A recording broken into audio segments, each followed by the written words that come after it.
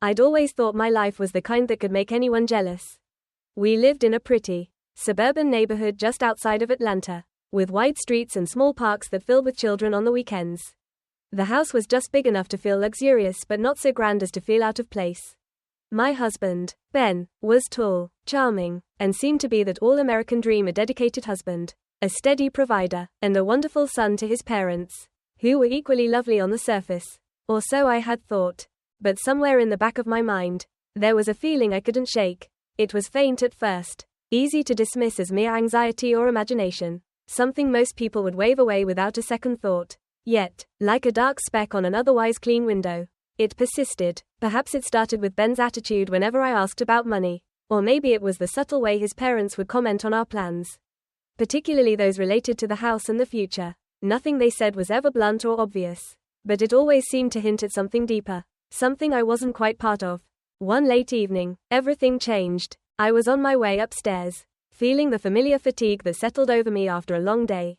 Ben was downstairs, and as I passed the slightly ajar door of his home office, I heard him speaking quietly. I paused, realizing he was on the phone. Just as I decided to keep going, I caught a phrase that made me stop dead in my tracks.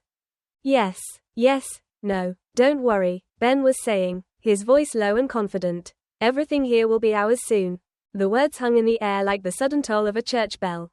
I stood there, barely breathing, caught between wanting to walk in and demand an explanation and the need to remain unseen. I leaned closer, hoping to catch the rest. Mom, trust me, he continued, speaking in that hushed, careful tone he used whenever he didn't want me to hear. I've already prepared a surprise for her. She won't see it coming. My heart raced, and a bitter taste filled my mouth as I tried to process what I'd just heard.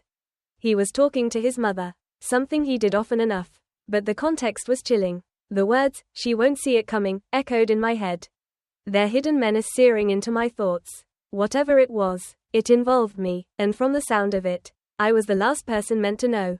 I crept upstairs, each step feeling heavier than the last. In the safety of our bedroom, I tried to reason with myself. Maybe it was all a misunderstanding, some offhand comment taken out of context. After all, Ben was my husband. He'd never do anything to hurt me, right? But the memory of his voice and the unmistakable conspiracy in his words lingered. And for the first time in our marriage, I felt real fear. The following days were a blur of confusion and worry. I couldn't stop myself from playing the conversation over and over in my mind, dissecting every word. Why did he say that everything would be theirs, and that he had a surprise prepared for me? Part of me wanted to confront him, to storm into his office and demand an explanation, but another part held me back, warning me to be cautious, to keep my cards close to my chest. I found myself watching Ben with new eyes. Every move he made, every glance he gave me, seemed laced with a hidden meaning. I noticed how he was more reserved when it came to discussing finances, how he'd brush off my questions about our accounts and investments. In the past, I hadn't paid much attention. I trusted him completely, happy to let him handle the numbers and paperwork. Now, however, that trust felt fragile, like something that could shatter with the slightest touch. At family gatherings, I started to notice things I hadn't before. His parents, who always seemed so doting, had a way of speaking about our future that no longer felt inclusive. They made plans, discussed changes, yet somehow, I always felt excluded from the real conversation. They'd look at me with forced smiles and a slight air of superiority, as if they knew something I didn't. And maybe they did. One Sunday afternoon, while I was cleaning, I decided to do something I never thought I'd do: snoop. Ben was out running errands, and I knew I had about an hour to myself. I went to his office, careful to avoid leaving any trace of my presence, and began my search. I started with the usual places: the desk drawers, his filing cabinet, the shelves. But it seemed Ben was smarter than that. All I found were old bills, client paperwork, and legal documents that looked too dense to decipher in a short time. Just as I was about to give up, a sudden thought struck me. I reached for his laptop, which was sitting on the desk, and opened it. My hands shook as I logged in, hoping he hadn't changed the password. When the home screen appeared, I felt a rush of relief. I scanned through his files, my heart pounding as I scrolled through folder after folder. It wasn't long before I found what I was looking for: a file labeled Finances. As I clicked on it, a spreadsheet opened, filled with lists of assets, accounts, and numbers that didn't add up. There were multiple accounts, some of which I'd never heard of before, and several investments under Ben's name alone. I kept scrolling, feeling my stomach turn as I realized the extent of his secrecy. Our life, our finances, weren't what I thought they were. In this file, my name was conspicuously absent. It was as if I didn't exist financially. Everything was his. I closed the laptop, my hands numb. It was clear now that Ben had been planning this for some time, preparing to keep me out of any future he envisioned. The thought was unbearable, yet I knew I had to remain calm. If I confronted him without evidence or a plan, I'd only be exposing myself further. In the days that followed, I tried to act as if everything were normal, as if I hadn't just stumbled into the cold, hidden reality of my marriage. Every smile I gave, every conversation I shared with him felt forced, like I was going through the motions in someone else's life. Beneath my calm exterior, however, a storm was brewing. I knew I had to do something to protect myself. But what? I began my plan carefully, gathering information without raising suspicion. Late at night, after Ben had gone to bed, I would sit in the kitchen and jot down everything I knew. I made lists of our assets, detailing anything I remembered about the accounts he managed. In the back of my mind, I kept telling myself that this was just a precaution, that maybe I was overreacting. But deep down, I knew I wasn't. One morning, I decided to check our bank accounts, something I hadn't done in years. I logged in with the old credentials Ben had given me, only to find that they no longer worked. I tried a few more times, convinced I must have remembered wrong, but each attempt was met with an error. Finally, I called the bank, hoping to reset the password. The woman on the other end of the line was polite but firm. She couldn't grant me access without Ben's authorization. My heart sank, and a dull ache spread through my chest as I realized just how little control I had. That afternoon, I took a drive to clear my head, ending up at a small park across town. I sat in the car, staring blankly at the trees, feeling the weight of everything settle over me. I was alone, with no one to turn to. I couldn't confide in my family, they'd never understand, and I wasn't ready to shatter their view of my perfect life. And as for friends, well, most of my friends were mutual friends of Ben's. I couldn't trust anyone to keep this a secret. In the end, I decided to see a lawyer. I wasn't sure what I needed legally, but I needed someone on my side, someone who could help me navigate this mess. The lawyer I chose was a woman recommended online, someone discreet and professional. When I sat down in her office and explained the situation, she listened with quiet sympathy, her hands clasped in front of her. I understand, and you're right to be cautious, she said finally. Given your description, it sounds like he's been planning this for a while. The best thing you can do now is gather evidence and make sure you have your own financial security. Her words left me both comforted and terrified. It was the first time I'd admitted the truth to myself. Ben, the man I had trusted with my life, was preparing to leave me with nothing. After my visit to the lawyer, I felt a sense of clarity for the first time in weeks. It wasn't a pleasant feeling, exactly, but it was steadying, like a gust of wind strong enough to brace against. I knew what I needed to do. Every instinct told me to remain quiet, to pretend as if everything were fine, even if it meant concealing my anger, my heartbreak, my fear. Ben had shown me his hand, albeit unintentionally, and if I wanted any hope of escaping his plans, I'd have to be patient. From then on, I watched everything with new eyes. I began paying closer attention to his parents during our weekly dinners. There were little moments when they would exchange glances, subtle nods, and unfinished sentences that always ended with a smug satisfaction on their faces. At first, I'd dismissed these as normal family quirks, but now they felt laden with a meaning that churned my stomach. It was like they were looking forward to some inside joke I wasn't part of. I remember one Sunday dinner in particular, shortly after I'd decided to go ahead with my plan. Ben's mother, Martha, leaned over the table, her eyes glinting with that same sense of hidden amusement. She asked about our finances in a casual tone, probing for details she had no right to know. So, dear, you and Ben have been doing so well lately, haven't you? She smiled, but it didn't reach her eyes. It must be nice knowing that your future is secure. Her words dripped with something I couldn't name, something almost threatening. I smiled and nodded, feigning innocence. Yes, we're very fortunate. Martha's gaze lingered on me, searching for any sign of unease, but I kept my expression calm. I knew now that Ben and his family weren't just hoping to take advantage of me, they were expecting it.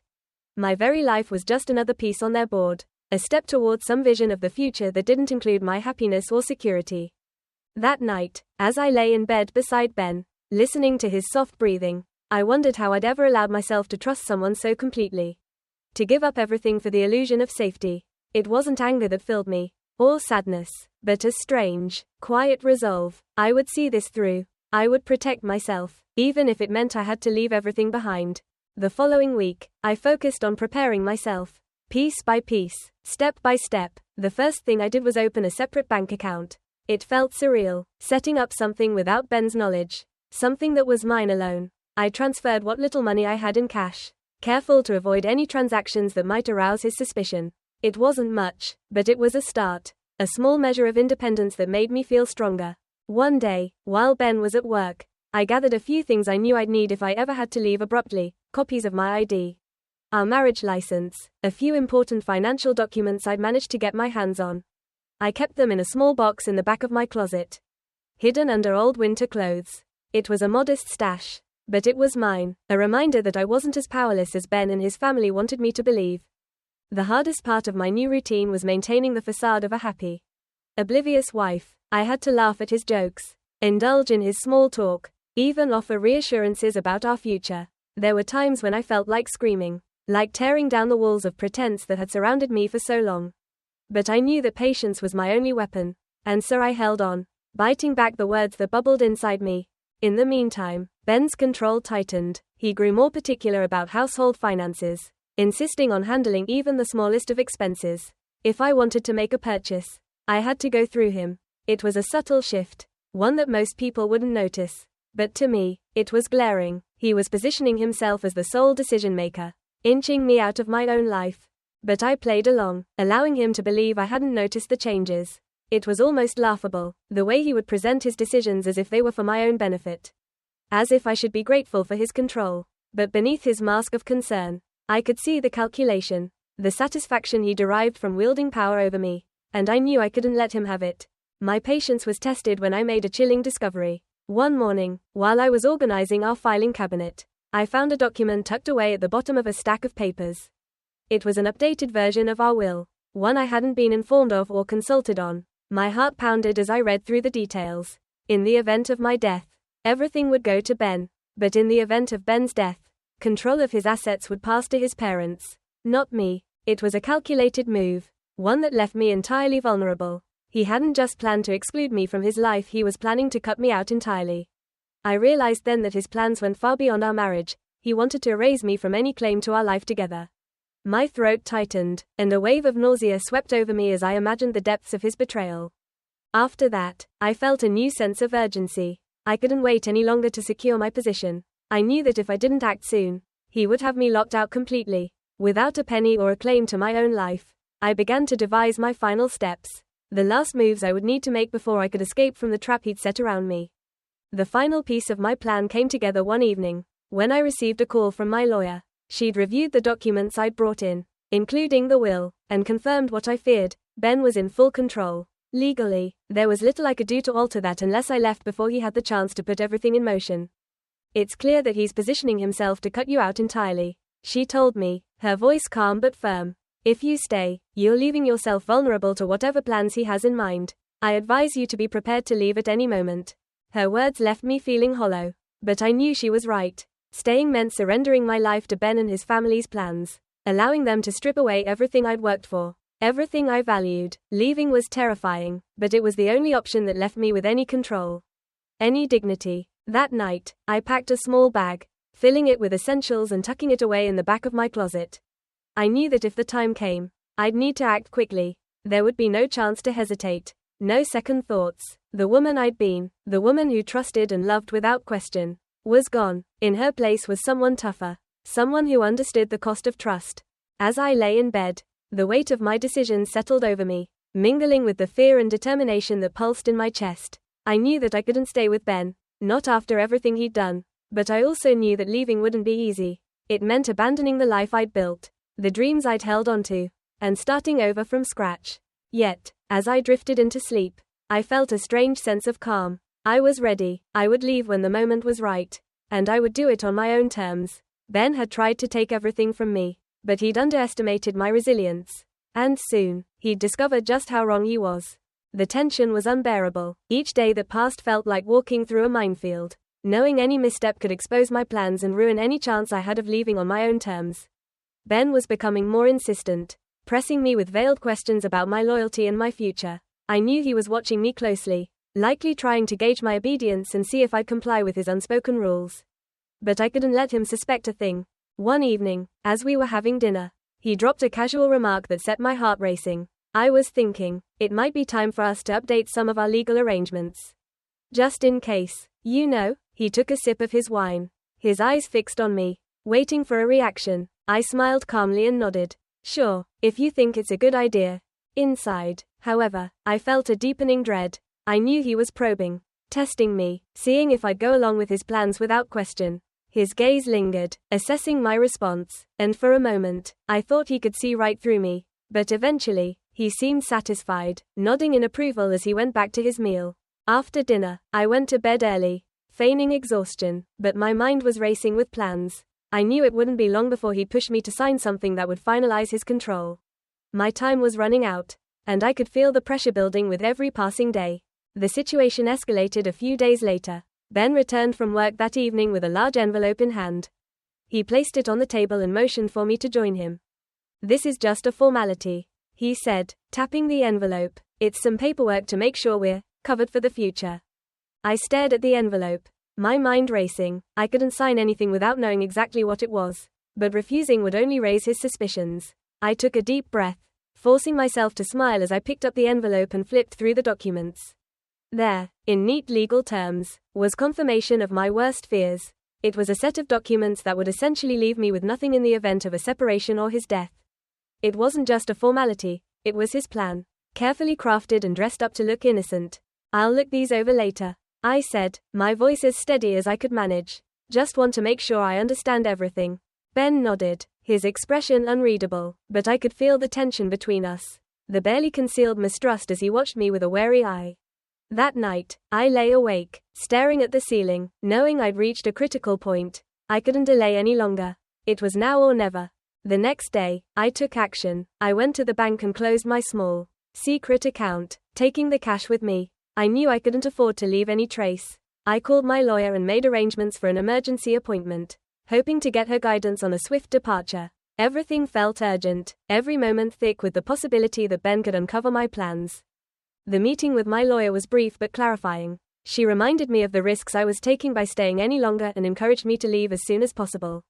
I could feel the weight of her words as I walked out of her office. The reality of my situation pressing down on me. There was no going back now. I was done waiting, done playing by his rules. I spent the rest of the day preparing, gathering my belongings and making mental notes of my next steps. I packed my bag carefully, leaving behind anything that might weigh me down, anything I could live without. It was a strange feeling, letting go of the life I'd built piece by piece, but it also felt freeing, like shedding an old skin. For the first time in years, I felt in control. The evening before I planned to leave, Ben asked me to meet him in his office. He was seated at his desk, a look of smug confidence on his face. He gestured for me to sit down, and I did, bracing myself for whatever he was about to say. I just wanted to let you know, he began, his tone calm but firm, that everything we've worked for the house, the investments, everything will be in good hands. He smiled, but there was no warmth in it, only cold satisfaction. I knew then that he believed he'd won, that he had me completely under his control, but he didn't know the steps I'd already taken, the plans I'd carefully put into place. I nodded, feigning agreement, and thanked him, playing my part to perfection. As I left his office, I felt a surge of adrenaline. I was ready, I had everything I needed, and I knew exactly what I had to do. That night, I barely slept, lying awake with a mixture of fear and excitement, knowing that by this time tomorrow, I'd be free from him, from his plans, from the trap he'd so carefully laid around me. The morning of my escape arrived quietly. I woke early, moving through the house with calm precision, ensuring I left no trace of my plan. The only bag I would take was tucked away in the back of my closet, packed with just the essentials I needed to start fresh. I dressed simply, choosing clothes that wouldn't draw attention, and went about my morning routine as if it were any other day. Ben left for work without a second glance, confident, no doubt, that he'd won, that I was none the wiser to his plans. I watched him pull out of the driveway, my heart pounding in my chest. The moment he turned the corner, I sprang into action. I locked the front door behind me, letting the echo of it ring in the empty house. A final goodbye to the life I was leaving behind.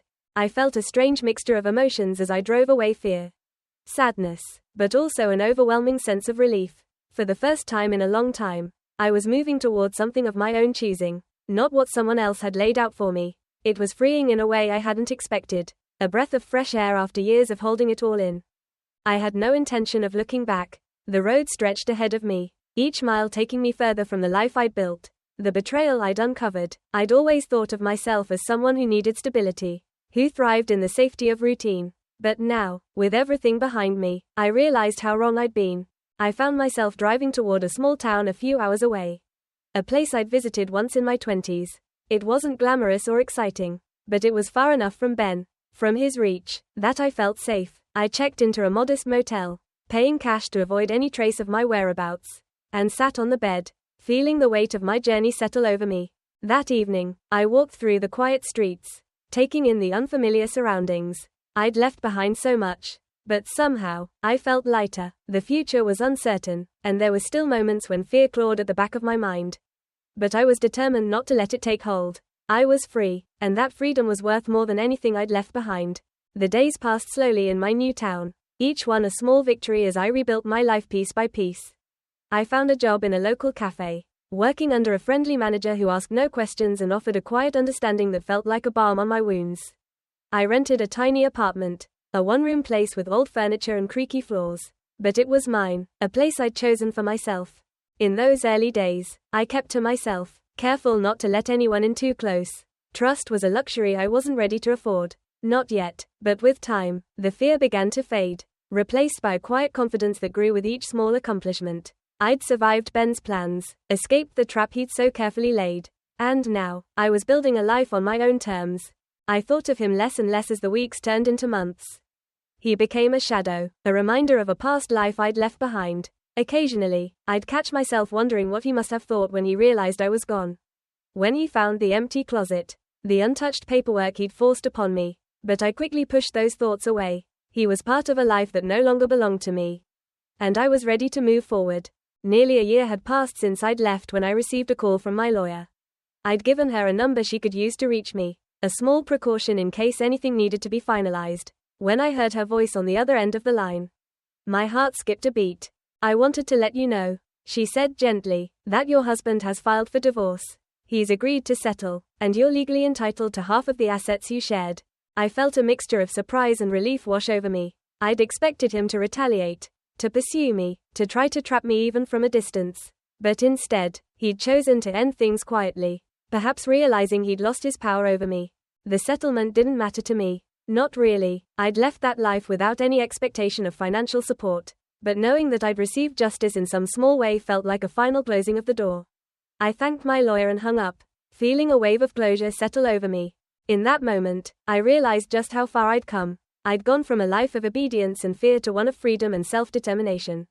I'd lost so much, yes, but I'd gained even more: my independence, my strength, my dignity, and that was worth more than anything I'd left behind. In the years that followed, I built a life I was proud of. I moved again, this time to a city where I could pursue a career I'd once dreamed of but had long forgotten. I met people who valued me for who I was, not for what I could give them or how well I fit into their plans.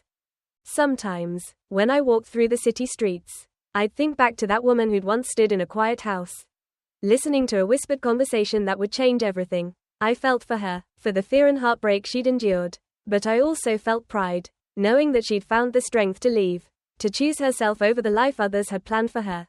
In the end, I realized that life isn't about safety or routine or the approval of others. It's about the choices we make, the risks we're willing to take, and the courage it takes to choose freedom over fear. And as I looked out at the life I'd built, I knew that I'd finally found a place that felt like home.